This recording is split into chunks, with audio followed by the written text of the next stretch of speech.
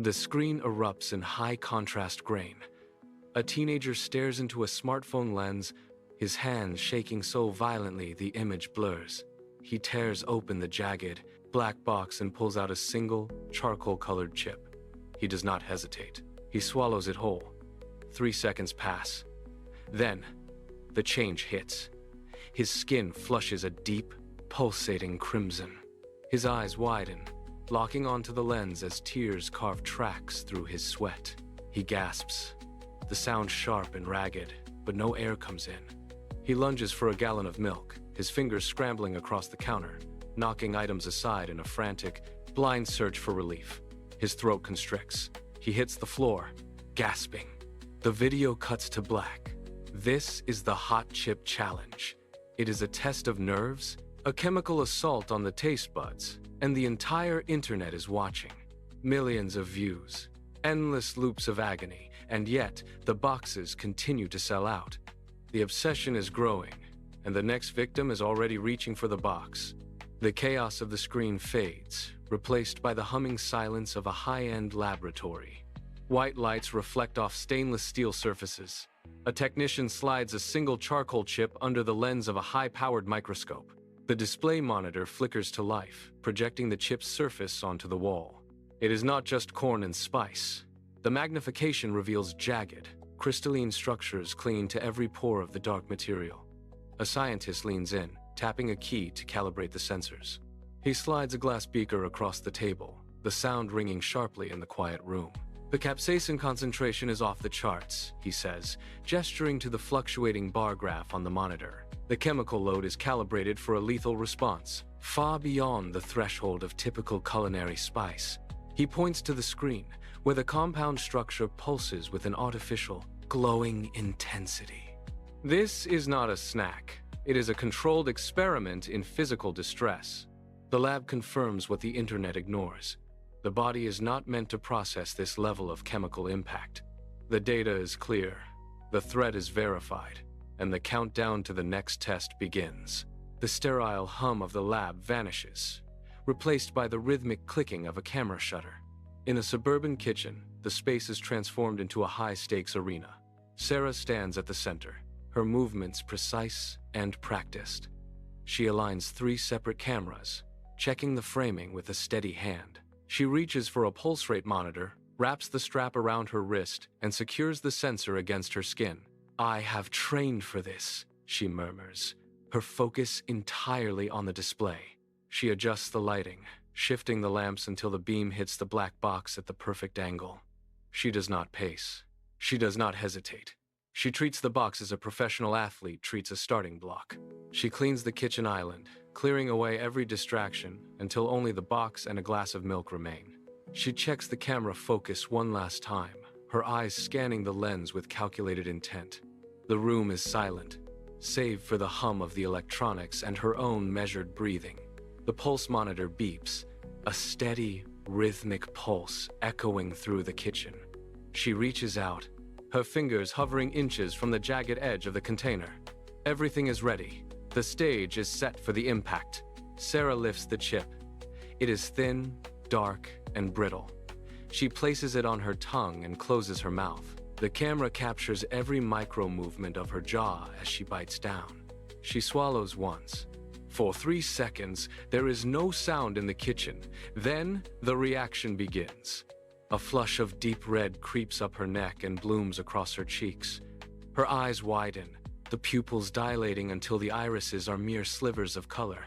She gasps, but no air seems to reach her lungs. The pulse monitor on her wrist chirps a rapid, frantic rhythm, its numbers climbing as her heart hammers against her ribs. She reaches for the edge of the kitchen island, her fingers splaying out, nails scraping against the granite. Her legs buckle. She drops to her knees, the impact muffled by the floor, and she claws at the smooth surface of the counter. Her mouth hangs open, her breathing ragged and wet. Tears track down her face, unchecked and heavy. The room tilts as she loses her balance, sliding downward until she is slumped against the cabinets. The professional composure is gone, replaced by the involuntary, desperate struggle of a body forced to its absolute biological limit. The video feed cuts. A mosaic of social media screens flickers into view, a chaotic waterfall of crying faces, shaking hands, and desperate gulps of dairy. Every clip shares the same jagged black box. The scroll speed increases, blurring into a single stream of global agony and laughter. In the corner of a screen, a counter ticks up. Millions of views, billions of reactions. The narrative shifts from a private dare to a public frenzy. We cut to a news desk. A woman sits behind it, her skin texture too smooth, her eyes blinking in perfect rhythmic intervals. She is an AI, broadcasting to a world in the grip of a spice-induced shortage. Global milk reserves have plummeted by 40%, she announces, her tone devoid of empathy. She gestures to a map pulsing with red zones, spanning from the equator to the Arctic Circle. Every dairy aisle in every major city sits empty, shelves stripped bare by the panicked masses. The challenge has bypassed borders, turning into a surreal, mandatory ritual of pain. The camera pans out, showing the news anchor turning toward a digital display that mimics the heat map of a plague outbreak. The world is thirsty, and the supply is gone. The surreal flicker of the news broadcast dissolves.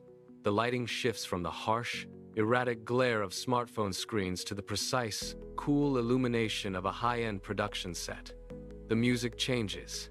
A deep, rhythmic percussion builds, replacing the frantic noise of the internet with a calculated, cinematic tension. A man stands in the center of the frame, his movements deliberate and focused. He is a professional stunt coordinator. He approaches a contestant who sits perfectly still, staring ahead. The coordinator reaches out, placing his hands on the man's neck, forcing him to tilt his head back to expose the throat. He begins a series of intense, rhythmic stretches. He presses his thumbs into the muscles of the jaw and presses down on the collarbone, preparing the body to endure a massive chemical insult. The contestant does not flinch. He breathes in time with the coordinator's instructions, his eyes locked on a single point in the distance. This is no longer a random act of impulse. It is a disciplined, measured siege on the senses. The camera circles them, capturing the sweat beading on the contestant's forehead and the absolute precision of the coordinator's grip. The challenge has been elevated. It has become a professional sport of endurance. The studio lights dim, replaced by the blinding, unfiltered glare of high-altitude sunlight. A contestant stands on a jagged mountain ridge, thousands of feet above sea level. The wind whips past, carrying ice crystals that bite at exposed skin. He opens the black box. His hands shake, not from the cold, but from the anticipation of what he is about to endure. He eats. The reaction is instantaneous. He drops his head, his body rigid against the thin, freezing air, his face turning a shade of purple that contrasts sharply with the snow-covered rocks beneath him. The scene shifts violently. We are now in the heart of a sun-scorched desert. Heat waves shimmer off the sand in long, distorting ribbons. Another contestant kneels in the dust. He has already consumed the chip. His mouth hangs open, his tongue swollen and raw, as he clawed at his own throat in a futile attempt to find relief. The camera tracks back to reveal the vast, empty horizon, highlighting the utter isolation of his suffering. These are not merely dares. They are displays of endurance pushed to the breaking point. The absurdity of the act is magnified by the scale of the landscape. They are gasping for air in places where air itself feels like a luxury, proving that the reach of the challenge knows no terrestrial bounds. The landscape shifts. From the vast, open desert, we cut to the interior of a hushed library. Rows of heavy wooden shelves stretch into the shadows. The air is still, smelling of old parchment and dust. A single student sits at a study desk, his eyes fixed on a textbook. He produces the black box. He moves with surgical precision, sliding the chip out and placing it on his tongue. He closes his mouth. The silence of the library presses in, thick and absolute. He does not move. He does not reach for a drink. He grips the edge of the desk until his knuckles turn white. His face begins to darken, the veins in his neck standing out like cords under the surface of his skin. Sweat erupts across his forehead, dripping onto the open pages of his book. He wants to gasp, but he forces his jaw shut, swallowing the fire in a slow, agonizing grind. A librarian glances over from a nearby aisle. The student meets her gaze, his eyes streaming with tears, his chest heaving in a desperate, soundless rhythm. He is trapped in a war of nerves, refusing to break the sanctuary of the room even as his body demands surrender. The intensity of his struggle is etched into every rigid muscle, a scream held entirely within. The silence of the library is shattered by the low, rhythmic hum of a city square.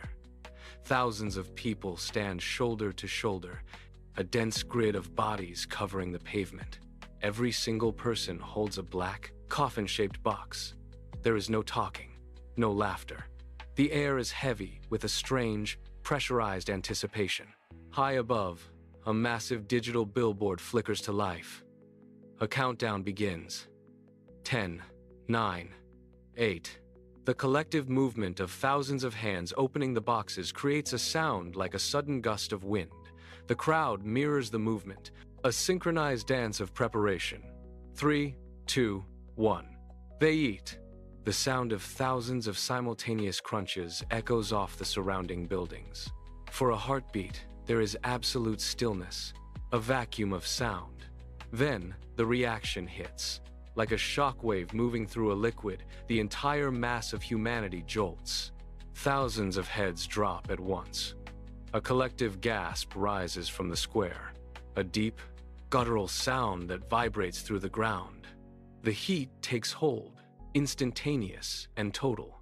Within the span of a single breath, the orderly square dissolves into a sea of physical chaos as the chemical fire ignites across the entire population, turning the scene into a singular, sprawling display of human endurance pushed to the breaking point.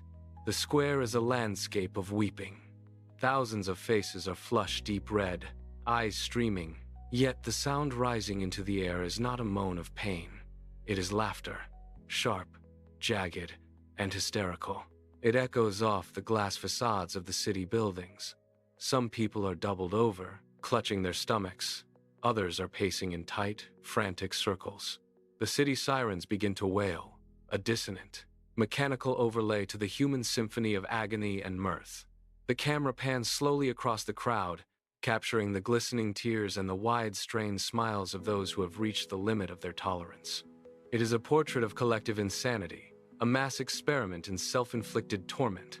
As the laughter reaches a fever pitch, the sirens drown out the individual voices, blending the chaos into a single, overwhelming drone. The image begins to blur, the colors of the crowd bleeding together into a sea of crimson and shadow. The movement slows until the entire scene grinds to a halt in a frozen frame of weeping joy. The screen fades to a stark, unadorned black. In the center, white text appears. Do not try this at home. The screen holds the message for 5 seconds, then cuts to dead silence.